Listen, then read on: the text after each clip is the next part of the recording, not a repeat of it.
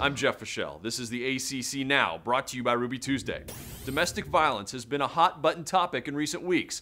On Tuesday at Dabo Swinney's weekly press conference, a reporter asked the Clemson head coach about his program's policy towards domestic violence. Dabo had some very strong feelings on the issue. Zero tolerance. I'm not going to deal with that kind of stuff. I mean, I think that, I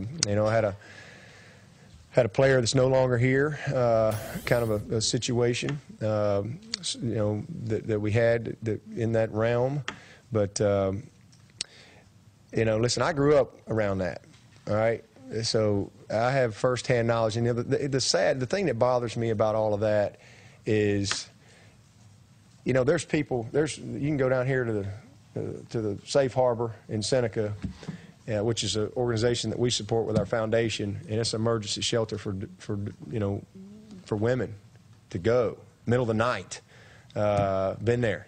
I mean, I can't tell you how many times as a kid I was, threw in a car and drove off, and just go sleep in the car somewhere, or knock on somebody's door and find a place to spend the night. I understand all that.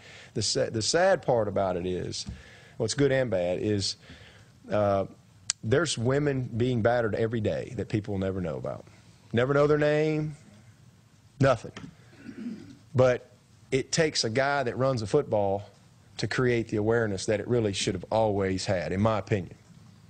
And that's the other thing, is this isn't a football problem. This is like people want to make everything. Football's the evil empire.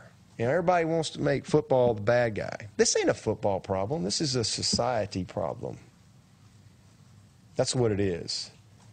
And it's a shame to me that it took a football player to finally create a platform and the awareness that it deserves, that all these unknown faces that are just as important as any football player's wife, to bring attention and bring light to such a bad situation.